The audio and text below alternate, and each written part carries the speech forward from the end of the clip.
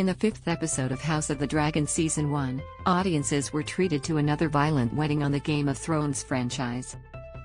And the bloodshed once again led to a character's death, a person close to Laenor, Theo Nate, the eldest son of Corlys Velaryon, Steve Toussaint, and Rhaenys Targaryen, eldest, who unexpectedly found himself positioned for the Iron Throne. It was really tense, really deep, Nate says about reading the script for the latest episode, which marks his last as Laenor on the prequel series. While speaking to ET, the British actor opens up about what was going through his character's mind as he navigated an unexpected marriage proposition and dealt with the tragic loss of his lover. Warning: spoilers for House of the Dragon, Season 1, Episode 5, We Light the Way. Following the shocking events of Episode 4, Rhaenys Targaryen's position as the heir to the Iron Throne was once again the concern of King Viserys, Paddy Considine, and his small council, who were determined now more than ever to see the young princess married off.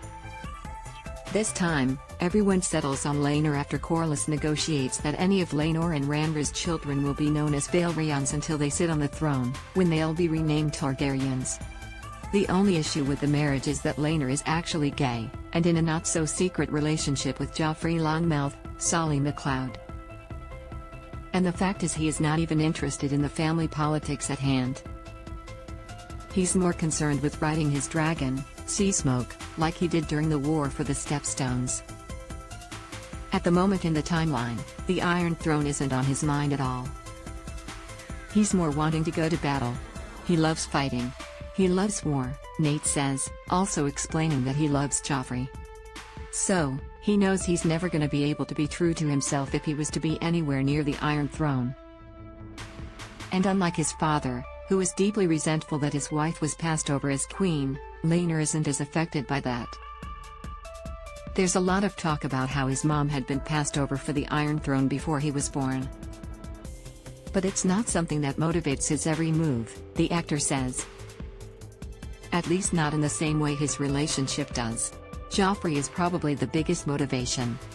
Despite his love for Joffrey, Rhaenys eventually convinces him that the two getting married is a good idea, and that they can have an open relationship, with Laenor free to be with his lover as long as she can still be with Criston Cole, Fabian Frankel. Initially, he's very cautious because it sounds way too good to be true, Nate says. That walk along the beach, it's a cautious one for him because he doesn't really know what she wants from him. She's there trying to win him over and letting him know she's not a monster. She's not there to ruin his life, he explains. So, I think by the end of that, and then once he talks to Joffrey about it to see what he feels, Laenor comes to the conclusion that maybe it won't be that bad. And ultimately he doesn't have a choice anyway, the actor adds.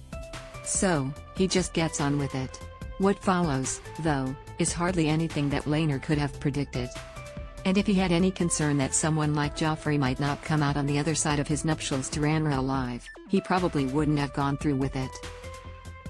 Or, at least, resisted. With the marriage moving forward, Viserys calls for an elaborate feast to celebrate the merging of the two great houses.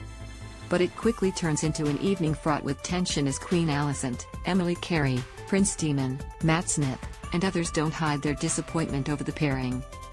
Most notably is Criston, who thinks Rhaenys should marry for love and becomes increasingly angry with the situation.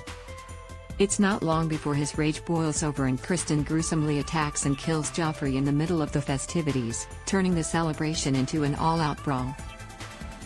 It's absolutely horrible, Nate says of what happened. From the sideline, Laenor sees a crowd gathering. He was speaking to Joffrey before it, but then his attention goes elsewhere. And then to turn and see Criston. It's like, no. While his instinct is to immediately jump in and fight, there's too many bodies, the actor says. And he's unable to get to Joffrey before he's killed. The scene then ends with the bloodied room cleared out and Laenor left weeping over his lover's dead body. It's the ring that he sees first. And once he sees that, it's like, no, it can't possibly be, Nate says of the surprisingly rare emotional moment that plays out, something that he says was needed. It was something we spoke about with director Claire Kilner, who is amazing by the way. So, that was something we spoke about in rehearsals, that we really wanted to get that bit right. If he didn't have that reaction, I don't think his journey would mean as much, because he wouldn't be as heartbroken as he's supposed to be. For Laenor, the actor explains, Joffrey is both his lover and his best friend. And in that moment, he lost both. When he first walks in, he is kind of like, yeah, this is gonna be quite SHT. I've got Joffrey here and Rhaenys seems like she's on the same path as me, so we'll get through it together. But obviously it doesn't transpire that way. And despite all of that, Laenor is forced to marry Rhaenys moments later as the houses rush to secure the marriage. There's no two ways about it. He kind of just has to go along with it, Nate says. What becomes of Laenor moving forward remains to be seen, as the next episode will jump forward 10 years, meaning that Nate, as well as Alcock and Carrie, have completed their time on the series. When asked if there's any chance audiences will see him again, I'd have to say no, he says, noting that they didn't shoot any flashbacks. But looking back on his time on set, there's one moment that sticks out for Nate. Recalling the beach scene between Laenor and Rhaenys, he says it was shot at the same time as Laenor and Joffrey's moment in the dunes. And so, the three actors were together in Cornwall, England, where the scenes were shot. And that's where Nate remembers Alcock going for a swim in the water in between takes. It was a roasting hot day in Cornwall. We basically left the dunes and we come down, and then we were like, where's Millie? 'Cause I have to go and rehearse the next scene with her. And we just see this body diving in and out of the waves. And it was Millie swimming in the sea. So, we literally were like, right. And we all jumped in the water after that, Nate shares. It was just an amazing moment. House of the Dragon airs Sundays at 9 p.m. on HBO and HBO Max.